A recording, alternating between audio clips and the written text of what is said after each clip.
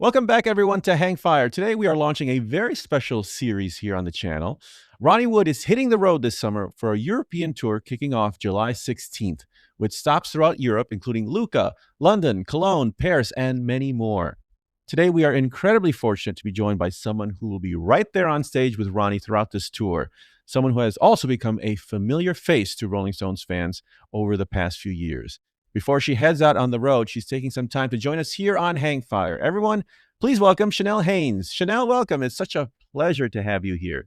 Oh, it's so wonderful to be here. I'm a fan of yours, and now that I'm actually on your show, wow, I can't believe it. Well, that makes two of us, I will say. I am absolutely tickled that you're here and so good to see you. As we're recording this, we're just over a week away from opening night with Ronnie on July 16th. How are you feeling? Is it excitement? Are there nerves? Are you just ready to get out there?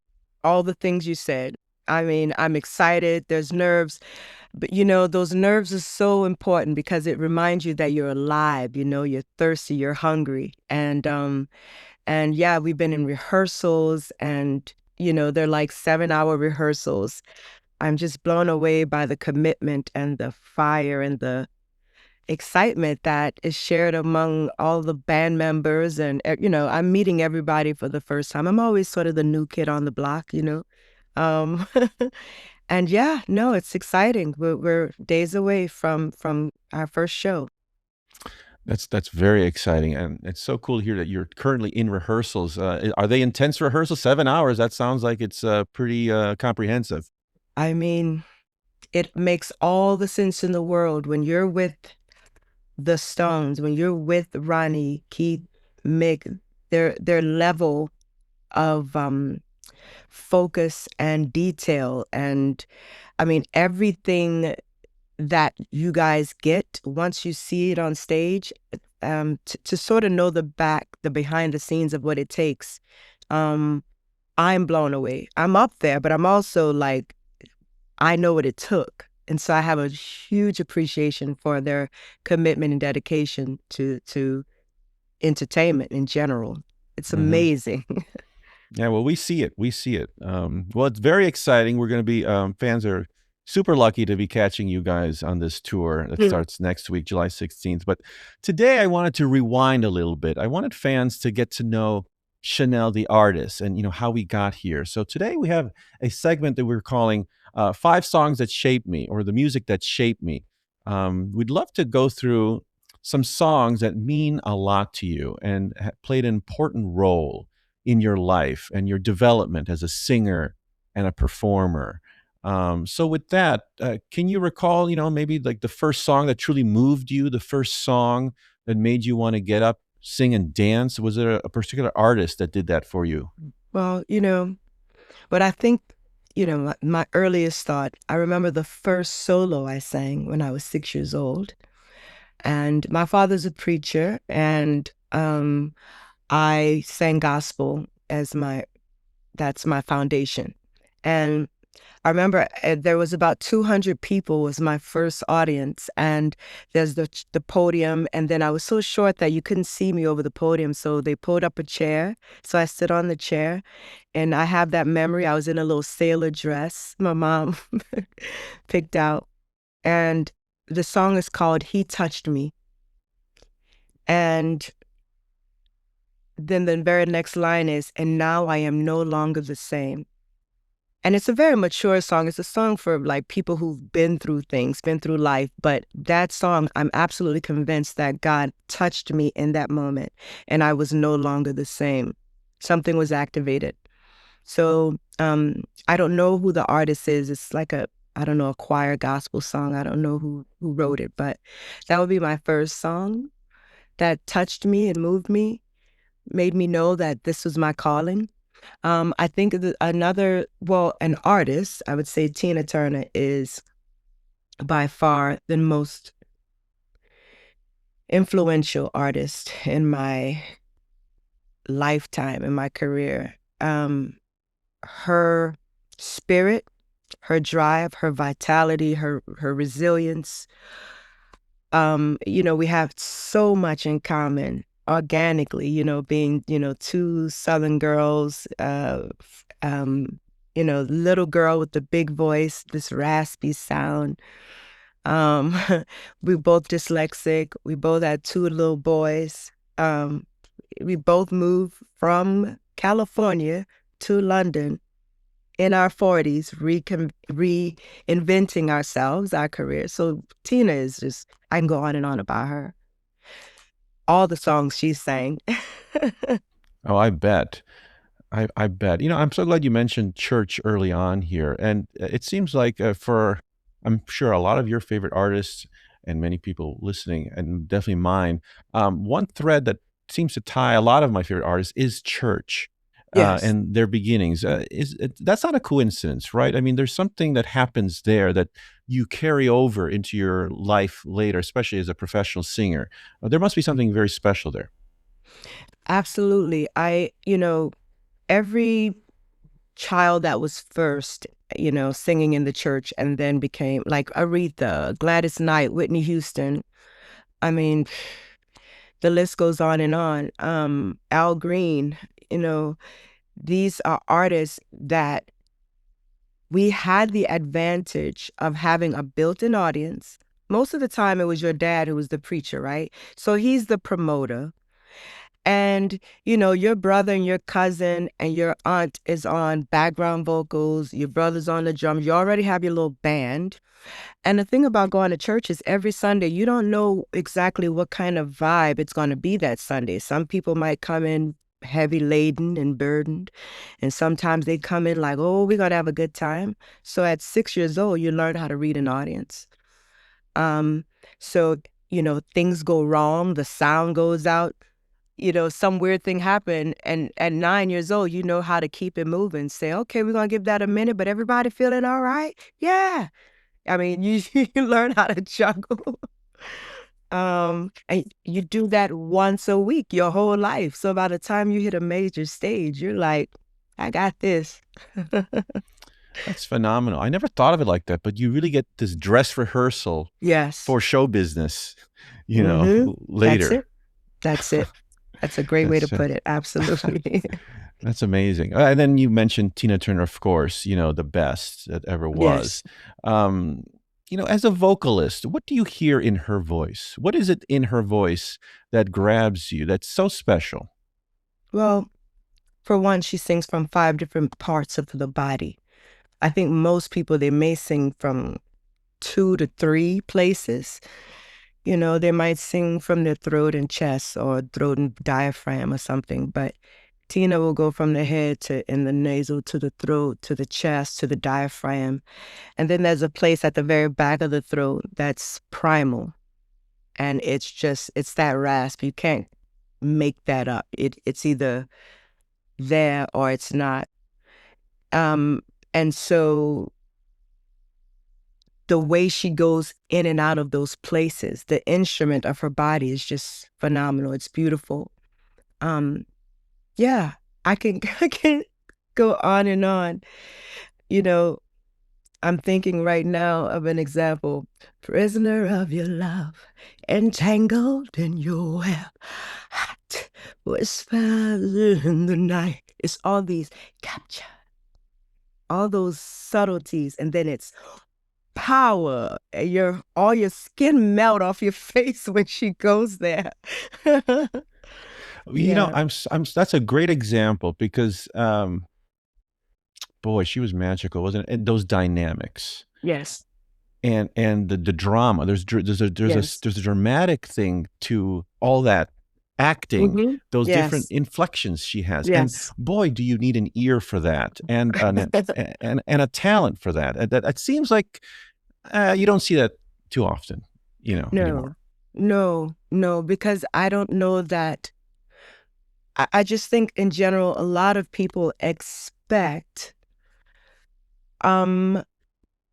people to tell them how good they are, how beautiful you are, how smart you are. If they're not told, then they don't necessarily know it or believe it. And that's a whole different breed of people. There are those that you're not telling me, I'm telling you. because I've done the work. I've cultivated the ear, the body, so that's a whole different type of performer. And it's only those who understand the masters that can even get it in the first place. I just posted something the other day. It's something Louis Armstrong talked about. I don't just study the artist, their gift. I study their mindset. There's something they all have in common. And one thing is for sure, they're not performing for anyone outside of themselves. I sing for me. I can't get on stage and not be moved. If I'm not moved, how can I move you? And so when that's your foundation, that's why you can go to a Stones show. I mean, those rehearsals, there's no one around. And I'm looking at, this is for them. You know what I mean? They're rocking. They're losing their minds with joy. And, even when it's tough and hard or complicated, it's part of the process and it's beautiful. And then you get to experience all of it. Yeah. That's phenomenal. We can't mention Tina without mentioning, that your wonderful portrayal of Tina for many years. And, when you were in the middle of all that, what did you discover about Tina as a performer that you maybe didn't realize as a fan when you were just listening to her music? Was there something that dawned on you as you became Tina that you had, holy moly, this is something magical that I didn't know, that I didn't realize as a fan? Wow, that's a really great question. The first thought that came to me, because the first act, for example, is her earlier years. By the time it's the second act, it is a different type of transformation in my mind. You have to become, because now she's been through something. She's survived abuse of all kinds. I think her posture, her stage presence, there's a way that she was on stage before that had more to do with, I have to do a good job because I have this person over me saying, do it this way, kind of to the point of what said earlier. And so there's an anxiety there. And so it's like this, it's like something pushing her. But the second act of her life and on stage in the show, now she's become a Buddhist, and some time has gone into her going inside herself and understanding her own power and the way she spoke in her interviews, her posture, even the way with her hands when she's performing are different. Because if you've been chanting for hours and hours and hours, your hands become like this. So now she's, prisoner of your love. These are things that, I discovered. That's fascinating. I love that detail. I love stuff like that. Oh, Yeah. that's great. And so you did your homework, obviously. So you absorbed it all. And please don't shy away from getting technical details here. But okay. was there a part of her voice or her style that was very difficult to master? I mean, I heard you earlier singing "Prisoner of Your Love." I mean, there were so many different things you did there, but was there something that you discovered like, oh, geez, I need to work on this little element of her style or her performance that took you a minute? I think the hard part, it's what's always been hard for me, is singing with, there are moments you want to cry, you're broken, because you're channeling this, song. And you can't ignore the emotion, but it's sitting right here in your throat. Some people, I don't know how they do it, but they can sing with tears coming down their eyes, down their face. And there's no change in their delivery. That I've never figured out how to do that because the emotion is sitting right here. so my voice will crack. Or so what I learned is how to embrace the emotion that's sitting in my throat and let it break and find the beauty in it. And I can't sound ugly, because some people break and it's not a pretty break. I had to learn for my voice to break beautifully. Or even a laugh, it's like, and Barbara Streisand is another massive influence for me. And again, very dramatic, theatrical. And it's, people who need luckiest people in the world, children, it's like you laughing and then he goes into pain. Yeah, I think learning how to use the emotion in my voice to deliver a song, that's been yeah. That's fascinating. You mentioned the tears, and immediately I thought of Patti LaBelle, Oh, who yes. can just let go in a song, Yes. and very vulnerable. She's very Mm. brave in some of those performances where she can just let go, and you just feel like, oh boy, that's quite a thing to overcome. She does this a lot, Patti. Yes, she does. Mick does too. Yeah. And I look at body language. I look at it. They're like antennas, that it's everybody sort of have their little ticks and things. But yeah, I mean, not that you asked, but when Mick does this, to me, it means maybe 2 to 3 different things. But it depends on what's going on, what it means. So sometimes if his hand's doing that, it's like, no, I don't want this. Make it go away, which. You don't want to see that. No, and another time, it's more like antennas. He's tapping into something. It's energy. And if he's reach out to me and do that, I know that that's sort of a moment of alignment, especially like in sweet sounds. No, I'm not going to hell. Well, it's vibration. God, and it's that sensitive. You both can feel it. Oh yes, absolutely, absolutely. I mean, it's a dial. You dial in.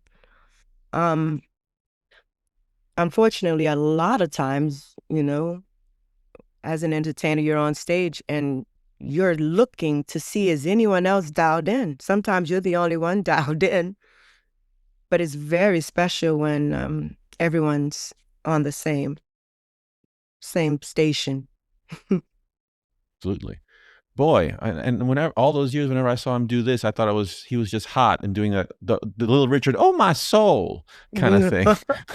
Oh, No, to me, it's more. It's like an antenna, Are we there? Are we, and then it's a connection, yeah. And sometimes, yeah, it's just fun, it's like, that it's more, but yeah, there's different meanings behind them, I find. I Yeah. love that you picked that up already. That's fantastic. You mentioned Aretha, you mentioned Barbara. Moving on from Tina, what other influences you started to notice as you were growing up and coming up that said, "Ooh, I'm going to take some of that. I'm going to take some of this. I like that."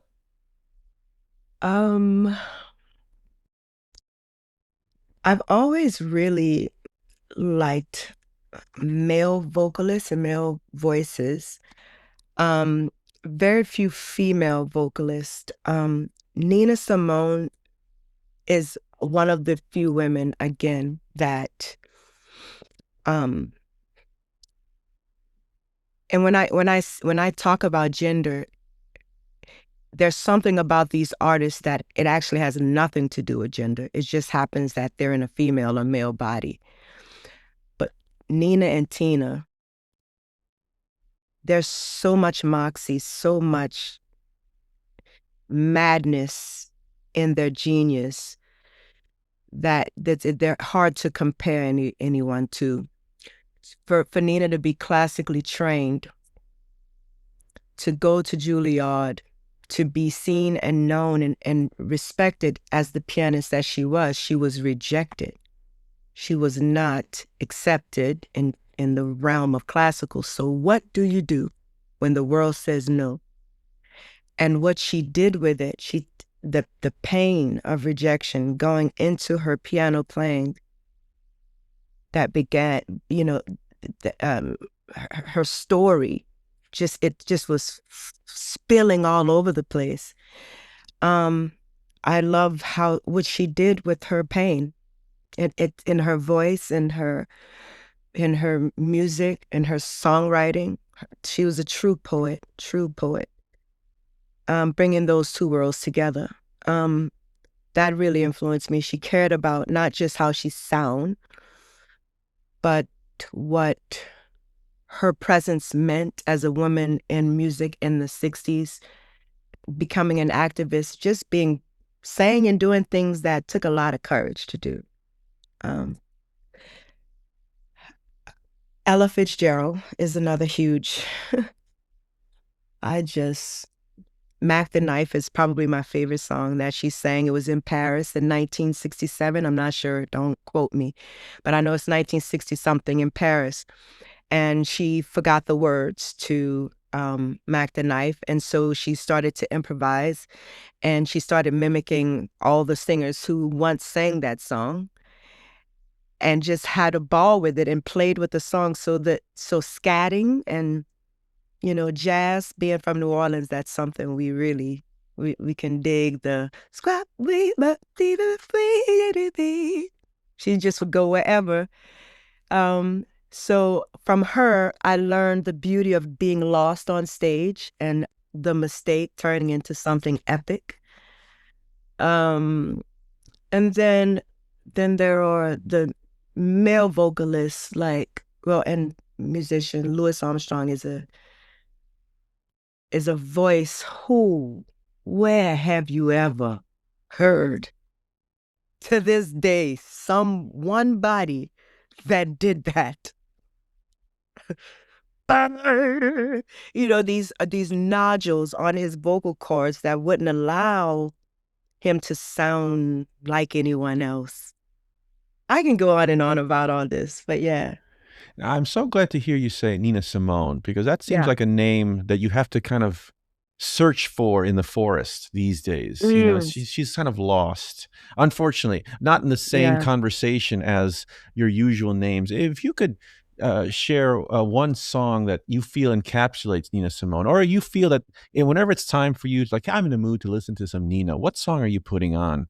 I Put a Spell on You. Because you're mine. You better stop doing the things you're doing. I ain't lying.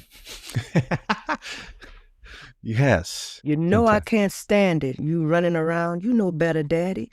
I'm tired of you putting me down. I'm going to put a spell on you because you're mine. I mean, you hear the conviction in her voice, and I've sang it many times. And yeah, she was a movement. She didn't ask for permission. She ran out of that. It wasn't an option. She kept asking, accept me, see me, believe me. And no after no after no, what she became was a result of all those no's. And it's in every bit of her music. I just adore her. Yeah. Wow. You're like, Chanel, you're like a chameleon. Whenever you go into a different artist and embody them, you turn into that person, so well. It's really amazing to see it. It's like a magic trick, Well, it was funny. I mean, my name is Chanel, like Channel. My mom, I said, dude, you know what you were doing when you named me Chanel? Because I become a portal. I'm very selective of what I allow to influence me. So when you ask me these questions, it's because I really let it flow through me and became what I needed to become to tell the story properly. So yeah. And it's funny because when you see someone else embody something, it makes you realize those characteristics that you may not have noticed before. And when you performed a little bit of Nina there, I didn't realize just how wonderful and how much it comes through her an attitude Yes. in her singing and her performing, which is so delicious. It's just Oh, exactly what you yes. want. It is. And back to the thing of singing for yourself or performing it for yourself and not someone else, you know, when you a song like that, it's the perfect example. She's reliving it's she's feeling it. Like somebody just pissed her off in the dressing room. And, it could be a promoter or someone, and she's figuring, how am I going to channel this song today? How am I going to deliver it today? And oftentimes we have a certain person in mind to make the song real to us so that it's real to you. So many times I go on stage, and while the person is Ike Turner that I'm talking to or fighting, I'm envisioning someone who told me, like maybe an hour ago, you think you great. I made you. I, you know, and then I see, and I'm performing to that person, not Ike, So when she's doing Spell on You, there's this distant look in her eye. A lot of artists don't do this, but pay attention. Pay attention. Look at some of her footage.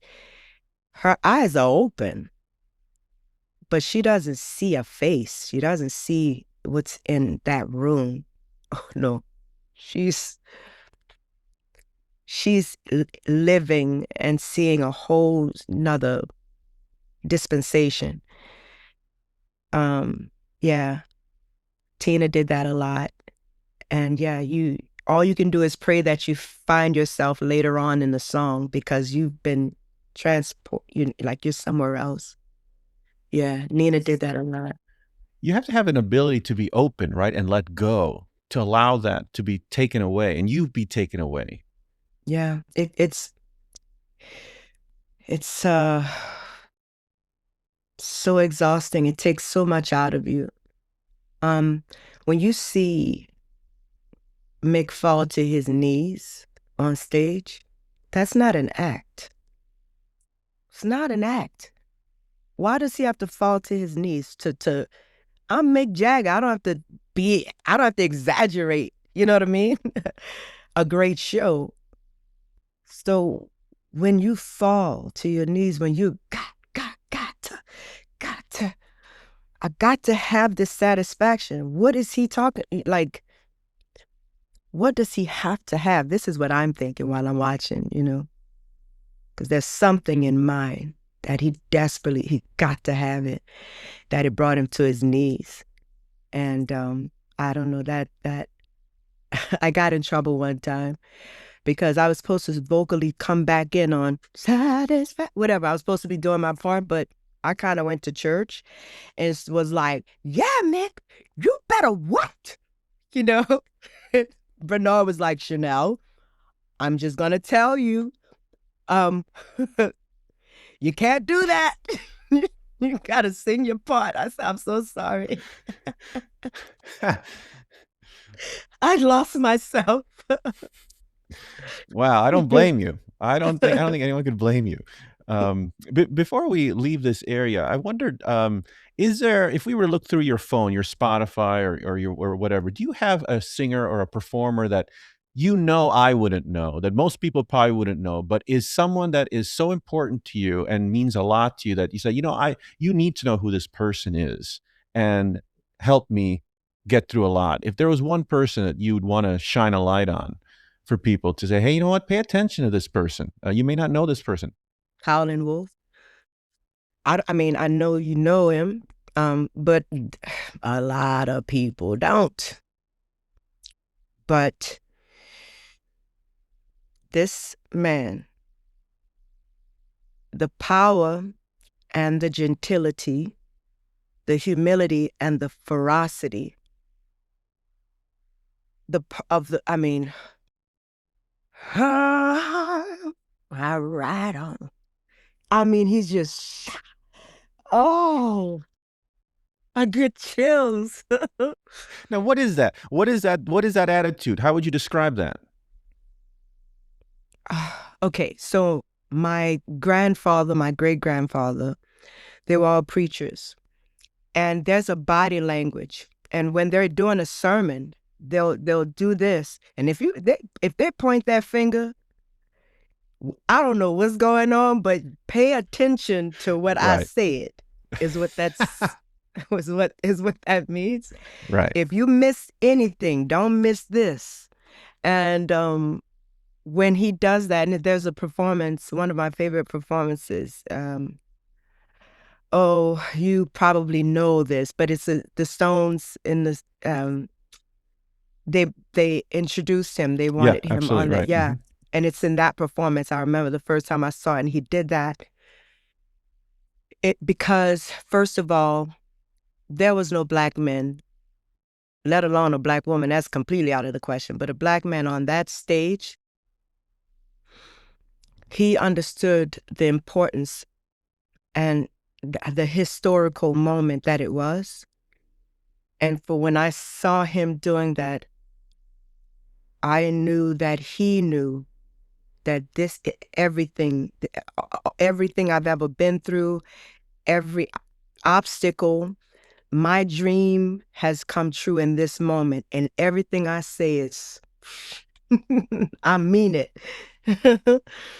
So, yeah, remarkable. His voice and his guitar playing and don't let me get started. John Lee Hooker. Oh, same thing. These are huge influences on me as an artist. Yeah. Now, I have to indulge me now in John Lee Hooker's way. What now? You told me, Howlin Wolf was this. Yes. What is John Lee? Because when I think of John Lee Hooker, I think someone very restrained and reserved, very inward. But what do you see? What do you hear with him?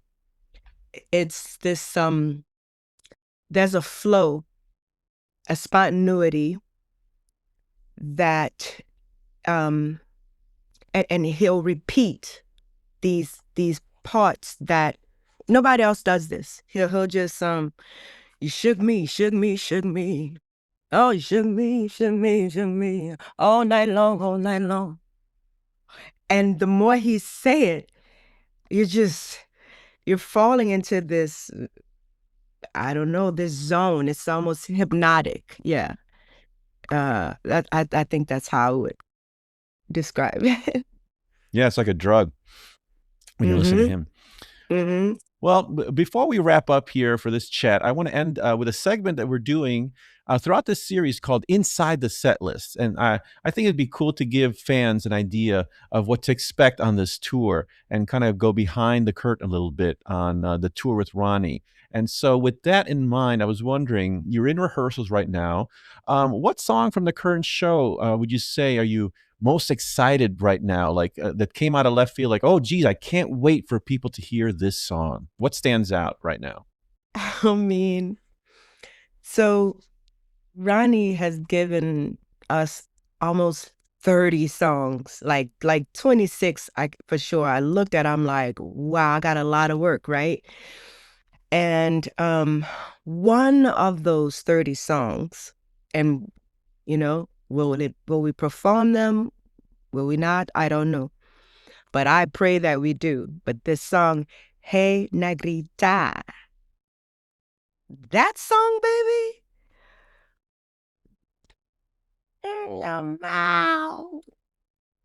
It's just so primal. Yes, nicely I put. love it. Yes. So I'll be looking forward to that with my little shakers. Yeah, that's gonna be a highlight for me for sure. And that's a riff. That's a riff. Yeah. He's like, that's enough right there. Just play that. At that. You know. Just let it roll. Oh, what a surprise. What a great thing to look forward to. Oh, that's one of my favorite ever songs. And Mine too. yeah, I love its primal. That's a good way of putting it. And that's an element of Stone's music that people don't realize how integral it is and important it is in Stone's music, that there's a primal aspect to their music that you can't intellectualize. No, no, no, it's not. It's not a science. It's a it happened. It happened, and you get to experience it. That's what that song does. I mean, there are certain songs that it's like you want to crawl inside of it and become that song. I just want to be that song. How can I be that song? And that's one of those where it just, the story, the storytelling is just so colorful, and so every single time it's performed, you're taken to wherever they want to take you. Yeah. Mm-hmm. It's a very exotic sound and just very unique. Mm-hmm. Chanel, this was a great pleasure. Absolutely. The tour with Ronnie Wood kicks off Friday, July 16th. The dates are on the screen right now, and the link for tickets are in the description below. Thank you so much, Chanel, and have fun on the tour. We will talk to you very soon. Yay. Bye.